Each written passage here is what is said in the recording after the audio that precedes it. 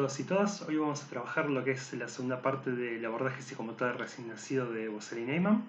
Recuerden que la vez pasada hicimos la diferenciación entre los conceptos de crecimiento, maduración y desarrollo. Recuerden que el crecimiento tiene que ver con lo cuantitativo, con el aumento, digamos, de los órganos, de las partes del cuerpo en términos de tamaño, de peso, de volumen, pero que esto no garantiza justamente su funcionamiento óptimo, y eso nos llevaba al concepto de maduración, que el concepto de maduración tiene que ver con lo cualitativo, con la capacidad funcional, con el hecho de que una cosa es que se geste el bebé, que tenga sus órganos, sus partes corporales bien constituidas, pero otra cosa es que sepa utilizarlas,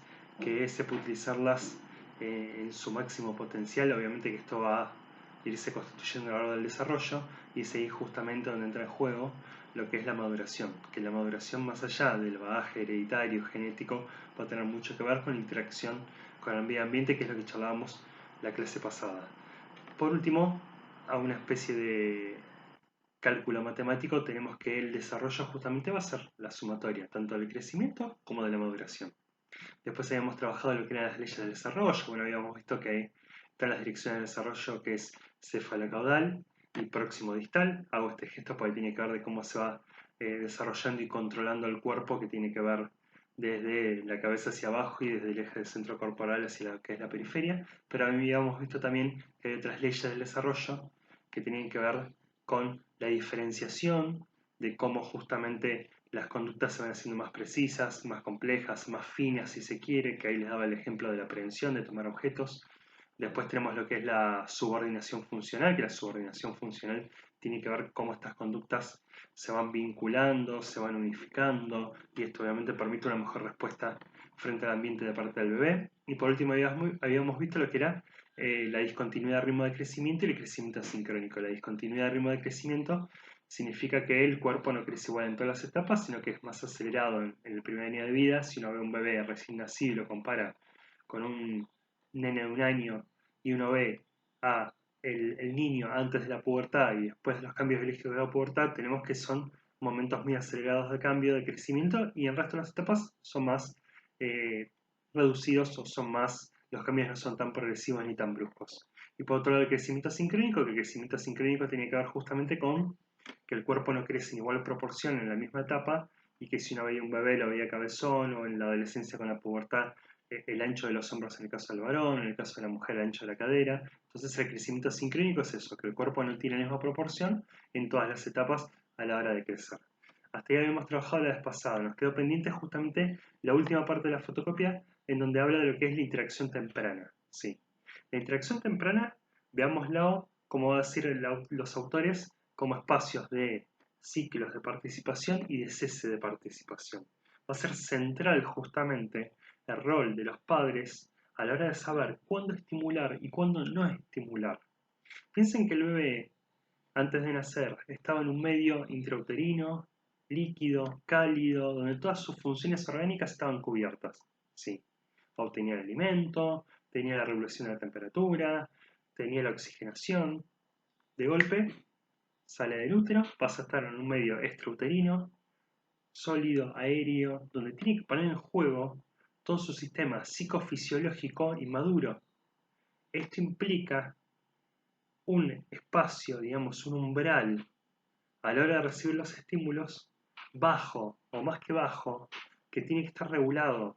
Entonces, la típica, bebé recién nacido, vienen los parientes, ay, pobrecito, esto, el otro, lo quieren levantar, qué lindo, qué hermoso. Y si el bebé está durmiendo, se tiene que respetar ese ciclo de que esté descansando, porque es parte justamente de que su sistema psicofisiológico inmaduro se tiene que ir estabilizando. Entonces vamos a ir viendo que es fundamental, sobre todo en las primeras etapas, en los primeros meses, respetar los ritmos del bebé, para que esto genere una buena organización, tanto psicológica como fisiológica, de su persona, de su ser. Cuando uno ve el rol de los padres, uno puede graficarlo como las muñecas mamushka. Quizás algunos de ustedes las conocerán, que son esas muñecas que ustedes las sacan y hay otra muñeca igual pero más chiquitita, y adentro hay otra más chiquitita. Bueno, se suele decir que los padres tienen que hacer una envoltura conductual con el bebé, que la madre tiene que poder generar esa envoltura conductual con el bebé para poder identificarse con él, para poder tener esa empatía, para poder responder frente a sus necesidades. Pero siempre se enfoca en la bibliografía o incluso en el saber popular, en lo que es el rol de la madre, y no tanto quizás en el rol del padre. Cuando piensa en una cuestión lógica. Si nosotros queremos que sobre todo el primer tiempo la madre se enfoque de lleno en el bebé, en sus necesidades, ¿cómo va a poder hacerlo si su casa es un quilombo? Disculpen el vocabulario, si su situación económica es muy precaria, si hay un montón de conflictos familiares. Entonces, vuelvo a la cuestión de la muñeca mamushka. Para que la madre pueda lograr esa envoltura conductual con el bebé, es fundamental que el padre también pueda lograr esa envoltura conductual con la madre. ¿Sí? Y digo el padre, pero también lo pienso en términos de familia amplia, ¿sí? Que la familia y las personas que están alrededor de esta madre, no les voy a decir que filtren absolutamente todo y que entonces la madre esté en una burbuja de cristal, pero sí que si nosotros estamos buscando que se pueda identificar y lograr la empatía, que es lo que vamos a trabajar sobre todo en la clase que viene cuando vemos Winnicott, van a ver que es central que no pueda ni esté desbordada por distintos conflictos que trascienden obviamente lo que es el hecho de dedicarse a ese sistema psicofisiológico inmaduro con todo lo que está necesitando. La autora va a hablar de 4 etapas, sí. La primera etapa la vamos a tener en la primera etapa de vida, que es la etapa del control homeostático, en donde si bien es fundamental, como les dije recién, respetar los ritmos de respuesta del bebé, ya sea que esté descansando, que esté durmiendo, sí que esté activo, que esté de vigilia. Pero en esta primera etapa, justamente se llama etapa del control homeostático, por la primera semana de vida, es central, como dicen los autores, las competencias iniciales del recién nacido. Vuelvo a esto que les decía recién. El bebé nace y todos sus sistemas psicofisiológicos se tienen que empezar a poner en juego. Y esto implica justamente una regulación, un control que le permita una buena respuesta corporal y que al mismo tiempo esta buena respuesta corporal empieza a generar una serie de procesos que le permitan poder responder por momentos muy puntuales a los estímulos del ambiente. Obviamente que el rol de los padres es central justamente respetar, insisto, estos tiempos, no sobrecargar. Por eso si alguna vez viene una madre en la calle con un bebé recién nacido y pasa un auto con la música a todo lo que da, muchas madres le tapan los oídos. Y justamente tiene que ver con esto, con que sería un sobreestímulo para un bebé que todavía ni fisiológica ni psicológicamente puede soportar. Y es como que ustedes, a ver, habrán visto autos que de golpe les cambian el motor y que van a 2 por hora y que atrás está el cartelito que dicen hablando. Bueno, imagínense que si yo ese auto lo pongo a quinta fondo y lo voy a fundir, o como cualquier máquina, que uno arranque y uno ve que muchas veces se arranca despacito para irlo probando. Bueno, acá pasa lo mismo. El bebé es una suerte de máquina que si la sobreestimulo, que si se la sobreexijo, va a generar obviamente un efecto. Quizás no a corto plazo, pero sí a mediano plazo, sí a largo plazo. Quizás a corto plazo uno ve bebés muy sobreexaltados, que no paran de llorar y que uno empieza a indagar y uno empieza a ver que tiene que ver a veces con ciertas pautas de crianza de no respetar el tema de, no sé, los volúmenes de la música, o padres muy ansiosos, muy agresivos, y uno ve como todo esto empieza a interferir obviamente en la respuesta que tiene el bebé frente al ambiente en donde está, para decirlo en criollo, pasado de rosca. ¿Sí? Pero en esta primera etapa, en la primera semana de vida, es fundamental cómo el bebé pone en juego este sistema psicofisiológico para irlo controlando, para irlo regulando y que le permite obviamente responder a lo que es el ambiente.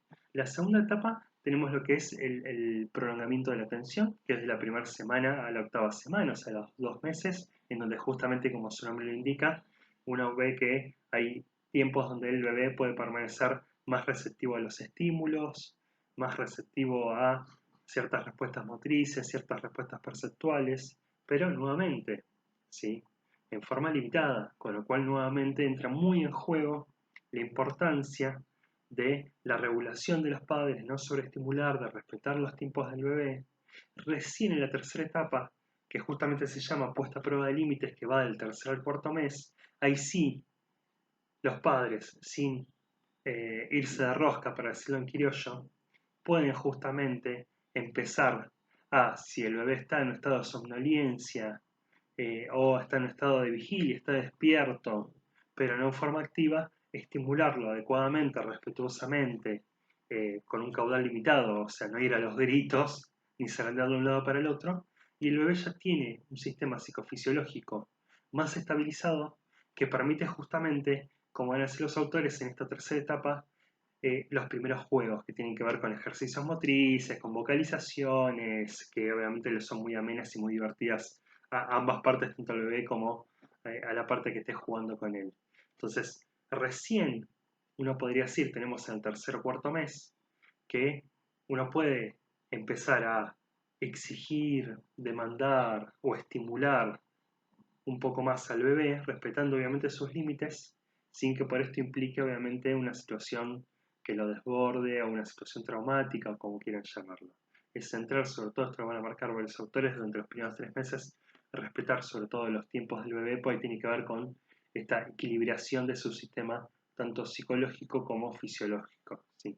Y después por último tenemos en el quinto mes lo que es el surgimiento de la autonomía no en el sentido de que el bebé va a hacer la suya, obviamente, sino en el sentido de que la madre se empieza a ver descolocada, que eh, el niño empieza a generar un nivel de conciencia mucho mayor del que tenía, lo vamos a ver la clase que viene, psicoanalíticamente, el bebé cuando nace es puro ello, puro inconsciente, empieza a surgir de a poco la conciencia, y entonces eso hace que el bebé no solamente esté mucho más receptivo al ambiente, al entorno, a los estímulos, a lo perceptual, a los movimientos, sino que además esto genera que empieza a tener respuestas que la madre ya no puede predecir, ¿sí? Que ya empiezan a mostrar justamente esta pequeña autonomía, obviamente, piénsenlo dentro de un bebé de pocos meses, que a veces por momentos descoloca a la madre, en donde antes quizás la madre tenía bien catalogado y definido qué es lo que podía pretender el bebé o qué es lo que podía querer,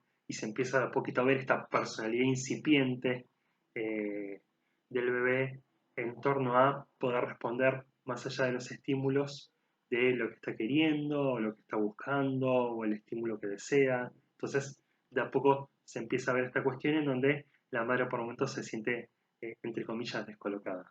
A grandes rasgos, esto es lo que a mí me interesa que puedan tomar de esta fotocopia. Igual, obviamente, seguiremos profundizando como siempre en el espacio de WhatsApp. Muchas gracias.